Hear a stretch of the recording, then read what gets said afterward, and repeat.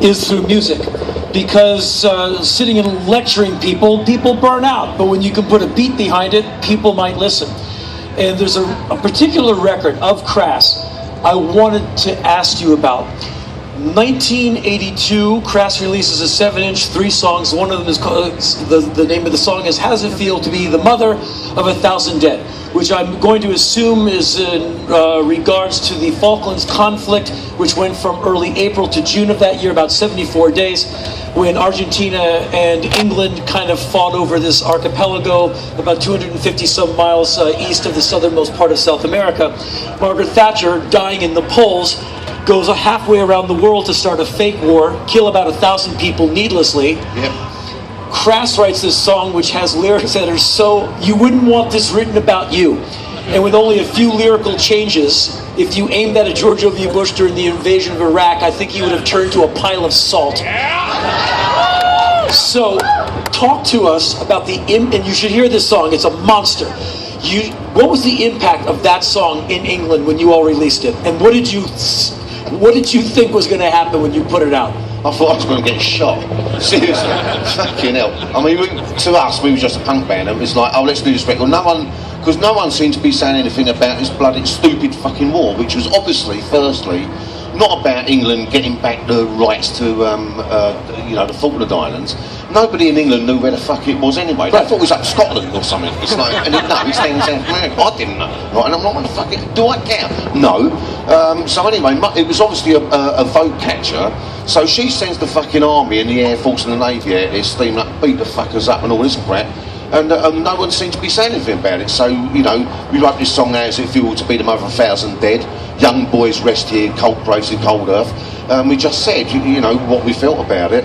The upshot being that some bloke who was a journalist, his brother worked for one of the tabloid newspapers, who happened to be a Conservative MP, a great friend of Margaret, the bitch Thatcher's, right? So he goes, oh, fucking hell, and writes this thingy, this little passage about it. Oh, this scurrilous record by these people sitting at home while our boys go and do their job.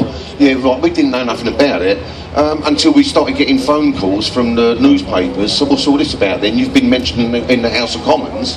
Apparently at Prime Minister's question time, the Labour Party leader, Neil Kinnock, stood up and said to... No, Tam Dalyell stood up and said to Margaret Thatcher, and as the Honourable Lady, listen to the latest record, how does it feel to be the mother of 1,000 dead? Then we start getting letters, right? Fucking hell. Then we start getting headed note paper from the House of Parliament. Oh, just to let you know, we support your record and all this from the Labour government. Yeah, if it'd been the other way round, it'd be the fucking same. So fuck off. But it's like, shit. And then I thought, Christ almighty. And then funny things started happening. Some people were meant to come and visit us and they didn't turn up for till 6 hours later. Police picked them up at the train station just down the road. The only people who knew that they were coming was us and them. So I think our phone was tapped somehow, and it was like, no, we're being paranoid. No, we weren't, because the MI5 it's been let out that MI5 had a dossier on us. I think the CIA was sniffing around there somewhere. And now Thatcher's, the bitch is dead, and all that. Her personal papers have been released, and you can actually see in it that we are mentioning it. She sent out a circular that on no account must any member of her government be involved with anyone or anything to do with a band known as Crass. The police used to drive past our house every time, and suddenly it became really scary and really real. And I thought, we'd better fucking be careful here, because it's all right to take the piss out of skinheads. I mean, they can't afford a fucking car, so they ain't got to come out, because we live right out of the boondocks, right? But for I don't know, a bunch of how hard can it be to get rid of me? I mean, just, I come out of a pub half pissed one night, all right, how you doing? Clonk on the back of the head, into a back alley, stick me up with some fucking heroin, leave some skag line around, that's it. Guys like you can get disappeared very easily. Thanks for that vote of confidence. Now I feel really fucking... I'll take that security home with me tonight. Yeah, there must have been some moments where you guys thought you were all in danger, like really... It suddenly became really real and scary, and it was like this thing of on one hand, oh, it's just a fucking laugh, but they don't see it as a laugh. Yeah. They see it as a fucking threat, and if you become too much, they'll fucking have you.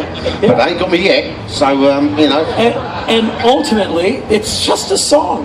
Yet you guys got all the way to the Prime Minister, Margaret Thatcher, with a song. It just shows you again the effect is this music, right? We must have said something right then, but it's the same. It's the same as what he was saying. Was that, you know, imagine the police had come round, just look through my bookshelves.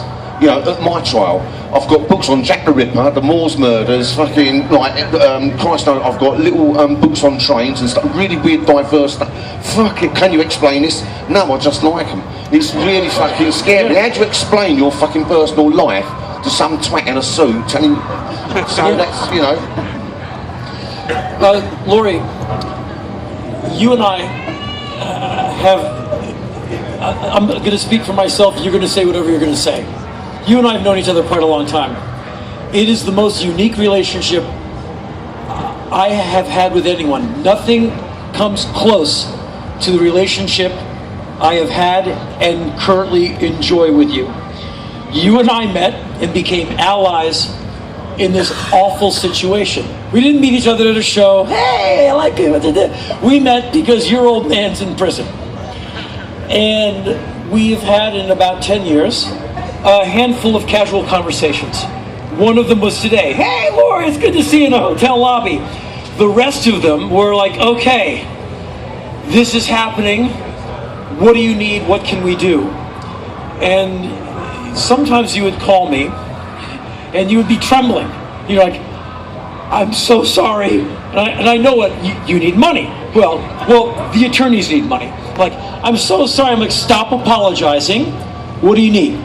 Same thing we always need, more money. Then all of a sudden I become a member of Congress. I'm dialing for dollars.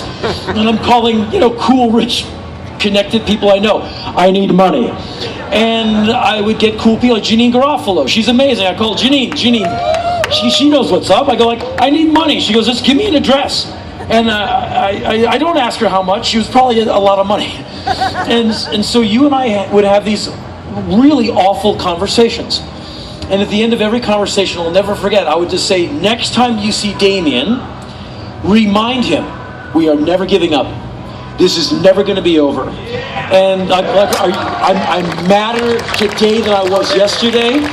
It's like just tell him we're never stopping. He's getting out.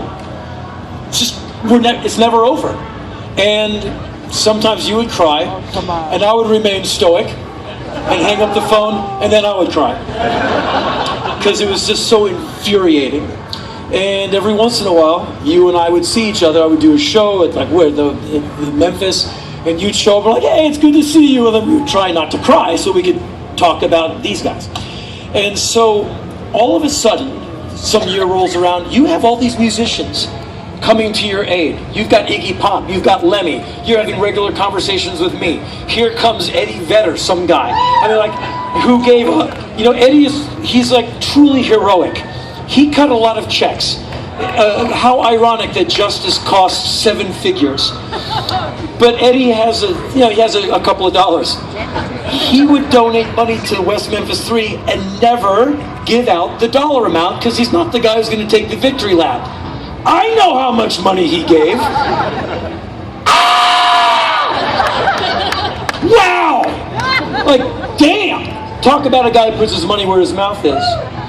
So what was it like? Yeah, he's all right, that guy.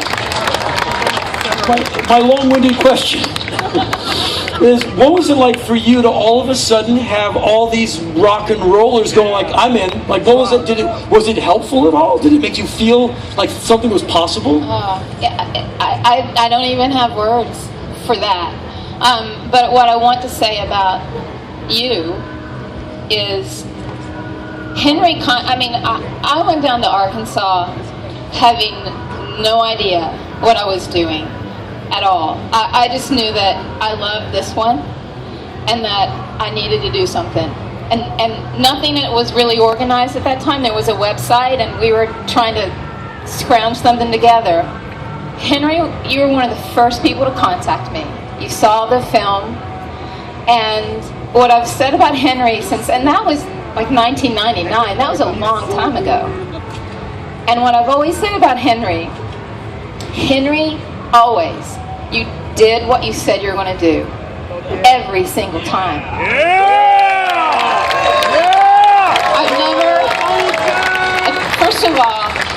and I've said this so many times, and it's true, we've seen each other a handful of times. Henry's the hardest working man I've ever met, and to the point where, that I was feeling the same way. My life was not about having fun, and my life was about getting these guys out of prison. And so that's all I did. And I was in Arkansas, and I was really lonely, and I was scared, and I was just hard-headed, and it was grief. There was a lot of grief involved. How could there not be? But